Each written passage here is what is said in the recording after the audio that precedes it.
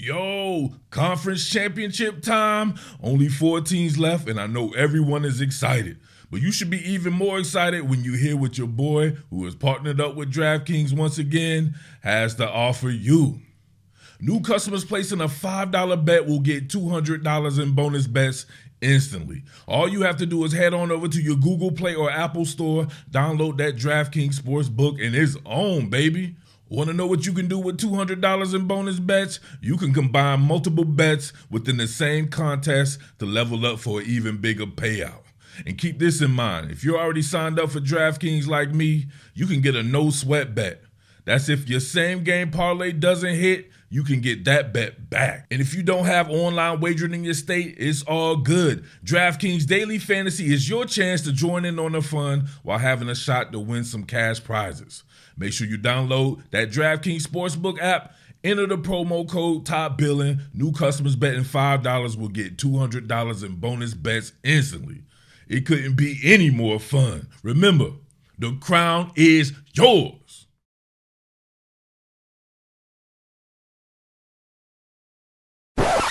Yo, wait. The Philadelphia Eagles interviewed Kliff Kingsbury?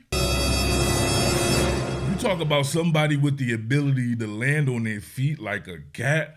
I've never seen anyone get fired from a college job only to land an NFL job in his very next job, right? Just a few months later.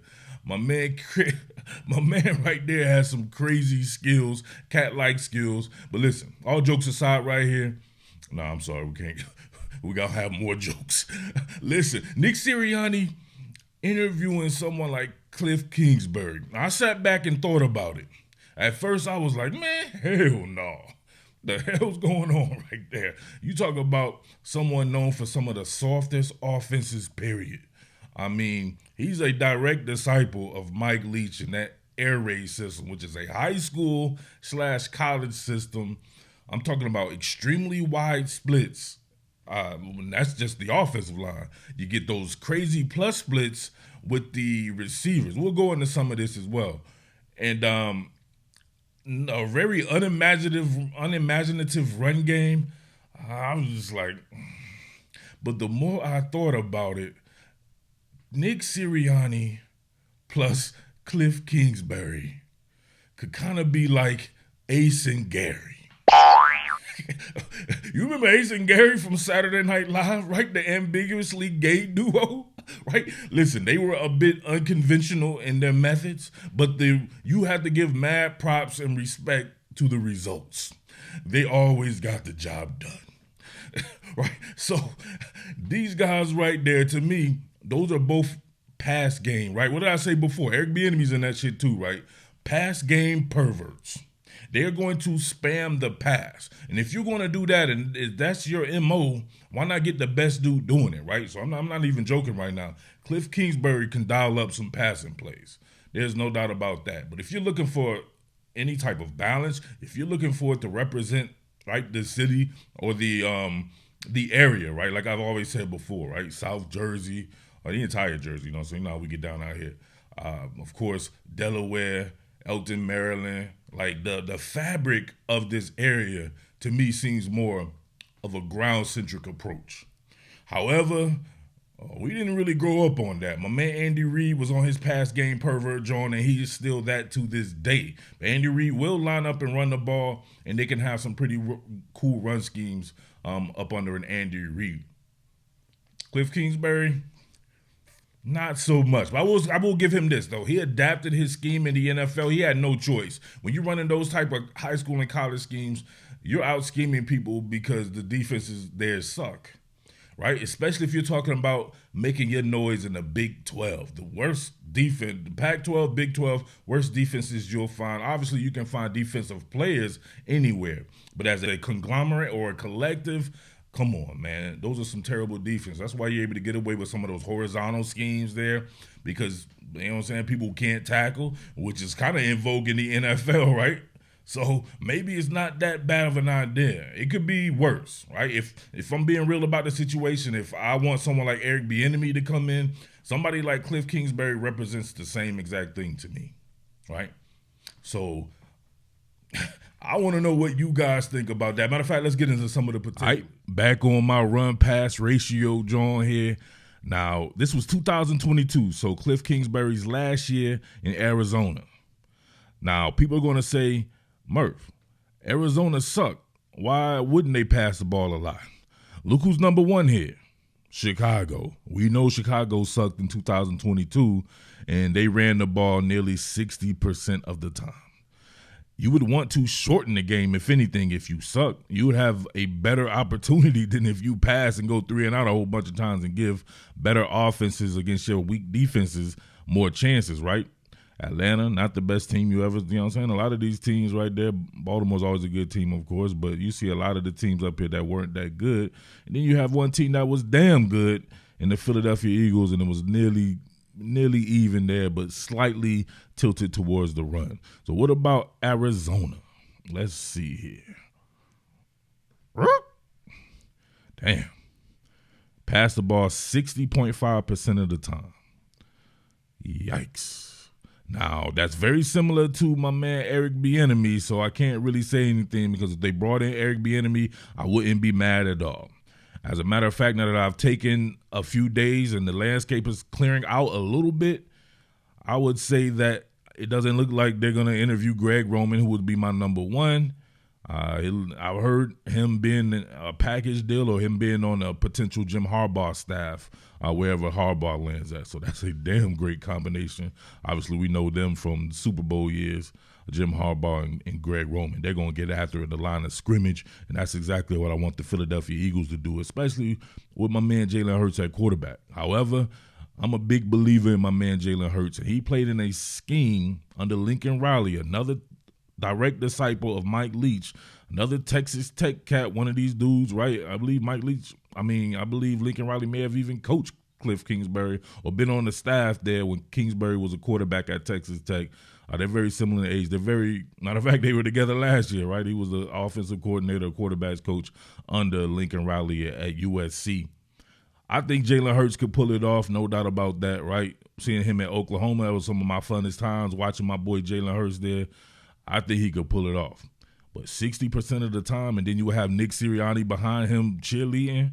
Ooh, pass the ball more, Kliff. Ooh, I like that. So, you know what I mean? They might push that bad boy up to 67%. You know what I'm saying? Pass game perverts. Come on, man. What are we doing? All right, now see these splits right here on the right side of the formation here. All right, this is an extremely wide split. What can you do with this? Obviously, you can get vert, or the rest of your stuff that you're doing is going to have to be working back towards the middle of the field. So they do a good job of targeting the middle of the field to me in these type of schemes because it's really set up that way, because it's not like from here you can go out any further, right, unless you want to sit with the cheerleaders. You know what I mean? You don't want to sit with the cheerleaders, right? You're trying to run a route. So a lot of it becomes a middle field centric approach or a vertical approach here. You see a cut split here. Kind of a cut split, at least from their liking, right? It looks like a cut split there. Your inside receiver, you have your, of course, 11 personnel on or off the line of scrimmage, and then your back's usually in your back's in shotgun, right? So everybody crying about being under center, yeah. This is not the guy that's going to be putting you in the center. Probably 90-something% of the time you'll be in the shotgun for sure. So. But they do work a lot of pistol. I will give them that as well. So actually, I'll take that back, right? So you get a ton of pistol from them as well, but he really does love the shotgun. Maybe 70% shotgun, maybe the rest pistol, right? Nothing directly on the center. So imagine that for your run lanes and all that there. And then, of course, this. Still have those plus splits. Still have 11 personnel. Although he will oscillate between 11 and 12, I would say, man, maybe 80-something% of the time you will be in 11 personnel. And then, of course, you have them spamming that hitch. They love the hitch, man. But I don't really mind that if you get the type of spacing that you believe that it requires, right? The running hitch or spam hitches, why not? Spam that bad boy. You get the hitches, you get curls, you get meshes, you get a lot of horizontal type stuff there. There's nothing really to it on this play right here, right? You can just pretty much see a curl on the outside here. Pretty decent pocket there. curl on the outside. There's always something for where you can keep it going. Like, you got to be able to quickly decipher between that man and then hit your dump offs. They want you to hit the running back a crazy amount of times out of the backfield as well. You'll have some clear out routes and everything, but I don't say it's the most complex offense that you'll ever see. But I think they run it simplified. They'll do their pacing a little bit different, and of course the spacing. Now look at these splits right here. Now, it doesn't look as dramatic as it did when he was in college, but that's still a pretty decent amount of space. Look at that. All right, so they say that that's to make it to where the quarterback, or you have to get to the quarterback from a wider angle, right? It might take a little bit longer time, but we know that athletes in the NFL are just different than college. Like, these guys are going to be able to make up ground really quick. And then you have fast linebackers like, of course, like Kansas City has with Gay and Bolton and stuff like that. You try to run in inside zones and, right, not really nothing to it but to do it, right? So obviously this is not a film study. This is just getting you familiar with his process and some of the thought process that they do and everything there, right? If he was the hire, we'd go into a deeper dive on this. Now, he's had some success in the league with the offense there, but some people say that it leaves the defense out to dry, right? They couldn't field a good defense under him, and that's the same deal in college. You rarely see that air raid paired with a good defense, because think about what you have to do in practice. Do you really get to do physical stuff in practice to make your team tougher all around? Like I said before, you did see an evolution of his scheme, and stuff like this to me is very cool, very creative. Look at this right here. Like, you get you get a move, right, from the tight end right here. He's flexed out, right? Not all the way out. It still looks like nub side, but he's still flexed out here. And then you have 4 receivers here, or maybe 3 receivers in your running back here, all bunched up together.